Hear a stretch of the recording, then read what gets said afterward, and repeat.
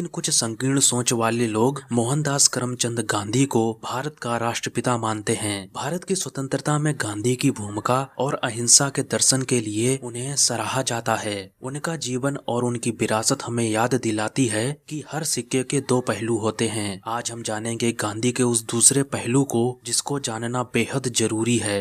गांधी भारत से पाकिस्तान को 55 करोड़ रुपए दिलाने के लिए भूख हड़ताल पर बैठ गए। पाकिस्तान ने उन 55 करोड़ का इस्तेमाल अपने विकास कार्यों में नहीं किया, बल्कि उन्होंने उन पैसों का इस्तेमाल 1948 के युद्ध में भारत के खिलाफ किया। गांधी की इन हरकतों की सूची बहुत लंबी है। गांधी की अहिंसा की प्रतिबद्धता उनके निजी जीवन तक फैली हुई थी, जिसमें ब्रह्मचर्य और संयम के उनके प्रयोग भी शामिल थे। ब्रह्मचर्य के व्रत के दौरान गांधी अपने आत्म संयम की परीक्षा लेने के लिए युवा लड़कियों के बगल में सोते थे। 70 वर्ष की आयु के अंत में उन्होंने अपनी पोती के साथ नग्न अवस्था में यौन संबंध बनाए। उस समय उनकी पोती किशोरावस्था के अंतिम दौर में थी। इस पर गांधी का कहना था कि वे यौन संबंध से दूर रहने की अपनी इच्छा शक्ति की परीक्षा लेना चाहते थे। हिंदू मुस्लिम एकता के लिए गांधी ने कई तरह के बदलाव किए, जैसे नरसिंह मेहता के भजन रघुपति राघव राजा राम में ईश्वर अल्लाह तेरो नाम जोड़ना, मुस्लिम लीग और अली बंधुओं जैसे लोगों को मजबूत करना,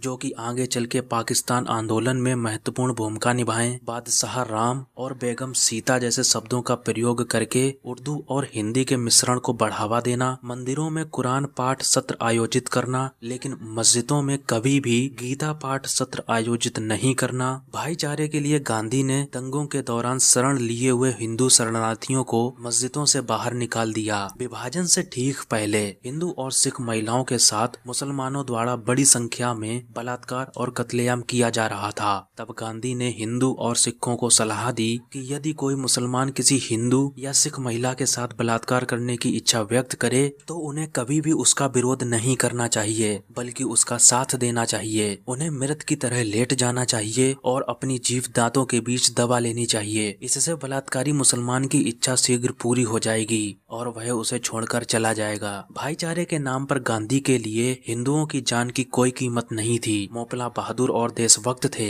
लेकिन उनके पीड़ितों के बारे में एक शब्द भी नहीं निकला गांधी की जबान से। गांधी ने स्वामी श्रद्धानंद के हत्यारे अब्दुल राशिद को भाई कहकर पुकारा, लेकिन भगत सिंह, राजगुरु, सुखदेव के लिए कोई प्रयास नहीं किया। उन्होंने नोआखाली में हो रही किसी भी घटना से इनकार कर दिया, जबकि वहां हजारों हिंदुओं का कत्लेआम हो रहा था। गांधी वहां तब गए जब स्थिति शांत हो गई। प्रत्यक्ष कार्यवाही दिवस के बाद वे एच.एस. सोहरावर्दी के साथ बंगाल में सांप्रदायिक सद्भाव का प्रचार करते फिरते, जबकि एच.एस. सोहरावर्दी ही बंगाल में हुए हिंदुओं के नरसंहार के पीछे का व्यक्ति था। नस्ल के मुद्दे पर गांधी के विचारों को नजरअंदाज नहीं किया जा सकता। 1903 में उन्होंने लिखा, श्वेत लोगों को प्रमुख नस्ल होना चाहिए। काले लोग परेशानी पैदा करने वाले, बहुत गंदे और जानवरों की तरह रहने वाले लोग हैं। दक्षिण अफ्रीका में अपने पूरे प्रवास के दौरान गांधी ने लगातार ब्रिटिश साम्राज्य के प्रति अपनी वफादारी और अफ्रीकियों और उनकी दुर्दशा के प्रति अपनी घृणा प्रदर्शित की।